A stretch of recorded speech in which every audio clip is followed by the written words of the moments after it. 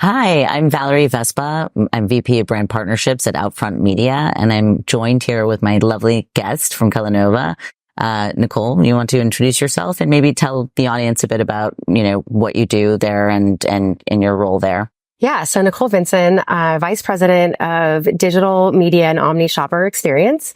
Really, I'm responsible for overall marketing excellence within our organization. So Kellanova, we are a new company. We spun in October of last year from the Kellogg Company. So hopefully you're familiar with brands like Pringles and Cheez-It and Pop-Tarts and Rice Krispies treats. Of course. Hopefully you have them in your pantry. I know I have a big stockpile. But we're on a mission to be the world's best performing snacks-led powerhouse.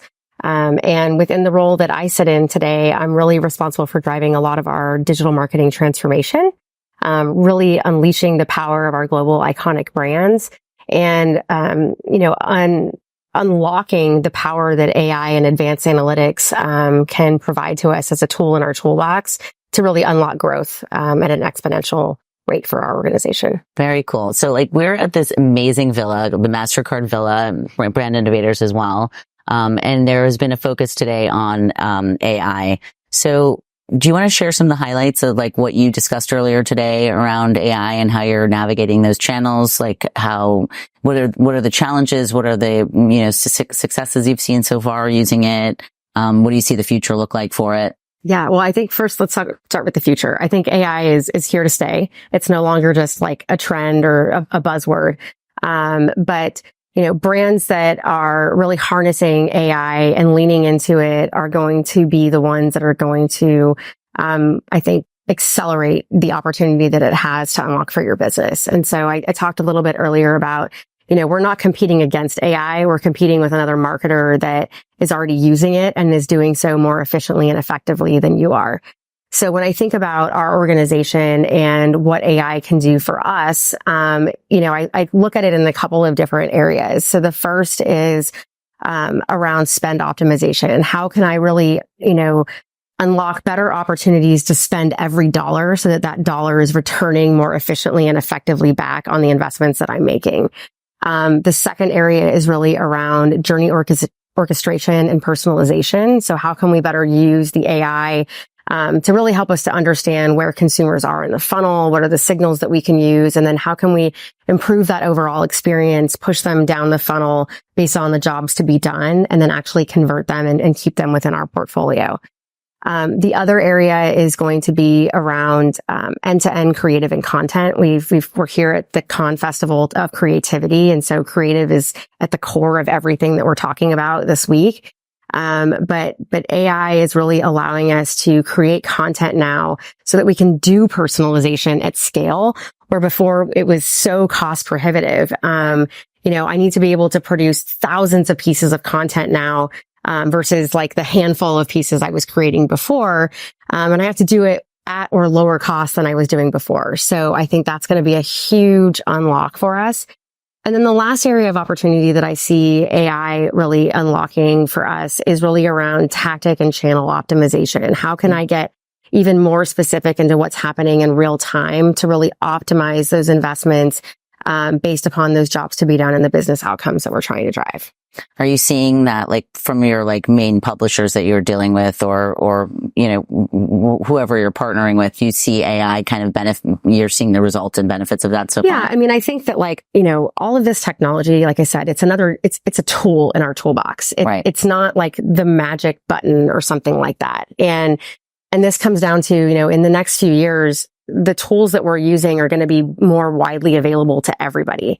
And so what you really need to be thinking about is what is the data that I have that then can become my asset, my competitive advantage, so that I am truly able to drive optimization across my business, across domains. How do I think about the data that our sales team has or our supply team has so that I can better optimize my media investments? I mean, think about a day of, if we don't have product on shelf, how can I better understand when my next shipment is coming in to a DC or a warehouse so that I can either like throttle my investment or turn it down until I have product on shelf at a geolocation or something to that effect. Or, you know, how do I optimize my supply chain based on weather patterns, things like that, because brick and mortar is still playing such a big role in our mix today.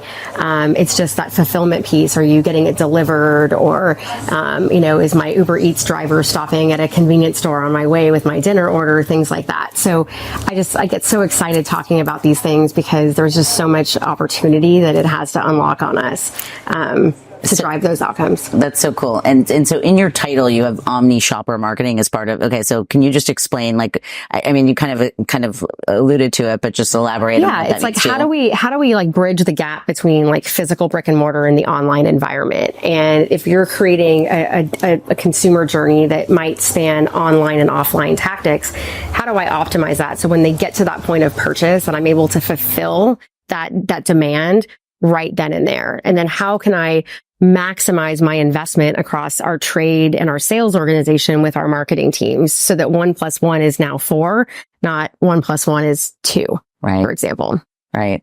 So like, as far as digital transformation is concerned, and you're leading that, is a lot of that around data management and how you like have that up, you know, value prop of having your own personal, like, first party data. What else, beyond that, is there anything else that is really I would say that first party data is super important, but it's it's first party and third party data. Okay. And so, you know, depending on first party data can only provide so much scale. So you're going to need another addressable audience set or something to that effect to help kind of build out your audiences and your targeting.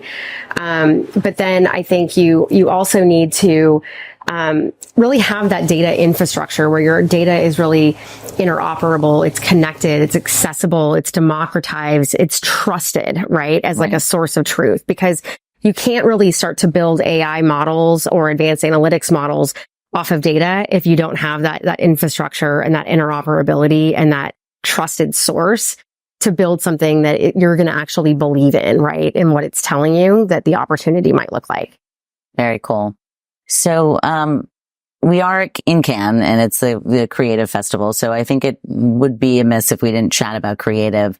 How involved are you in that process? And can you share, just some of the, future forward, like how you see creative playing a part in your mix and in your responsibilities? Yeah, absolutely. So creative and creative effectiveness is absolutely a huge topic and a focus area for us as an organization. We have wonderful, iconic, and global brands, and we want to continue to harness the power of those brands, but make them so much more, I wouldn't say more, but like to make them meaningful and engaging with consumers, and that top of mind, that saliency, et cetera, that's critical. And so I think our time here at Cannes is really continuing to be inspired by others who are building great work that is like really deeply resonating and connecting with consumers. That you're also kind of thinking about how creativity can be unleashed and expanded in different parts of that purchase funnel. I think we were talking earlier today about, in digital, you're talking about a 3-second, a 6-second, an 8-second spot, but like there is this longer form storytelling as well that you need to like think about, and that long-term health of your brand. And so it's a combination, right, of that longer term brand building mixed with those more shorter term sales activations that are going to drive your business. So I think for us, it's about really just being inspired, learning from others, and then what can we take back as an organization to continue to elevate creativity on our iconic brands. I love it. Well, it's been a pleasure talking to you, Nicole. Thank you so much. Thank you, Brand Innovators, for having us. And I hope you enjoy the rest of your week here. Yeah, thank you so much, Valerie. It was great to meet you. And thank you to the Brand Innovators team and this great event that we're having here at Cannes. All right, thanks.